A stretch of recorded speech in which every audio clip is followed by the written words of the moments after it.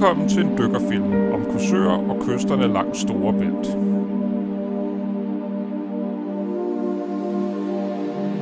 Vi skal en tur omkring dykningens historie fra den spæde start med et hugstrå hen over Jacques Cousteau og frem til nutidens state-of-the-art udstyr, altså det som vi kender som sportsdykning, men vi skal også høre lidt om fridykning og undervandsjagt.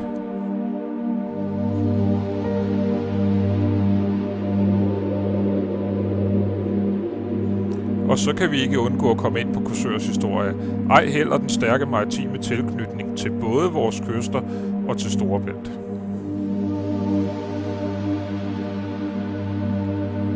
Til vanddagen den 22. august vil vi dykkere forsøge at samle en del af affaldet i havnen op som en happening, hvor kunstnergruppen på det gamle kabeldepot vil lave noget kunst af dette, og samtidig vil vi fortælle lidt om nedbrydningstiden på det affald, som vi smider i vandet.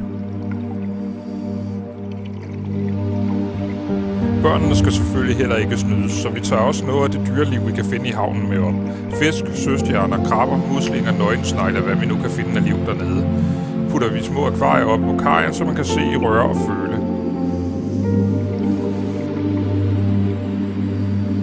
Jeg vil vise jer nogle af dykkerstederne under overfladen, og hvorfor specielt et af disse steder tiltrækker dykkere i hovedtal fra hele Sjælland.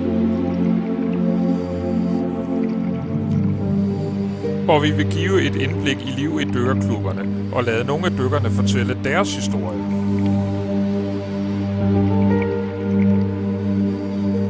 Og til sidst vil vi prøve at guide jer til at komme i gang med dykningen, hvis I har fået smag for det, fordi alle kan lære at dykke.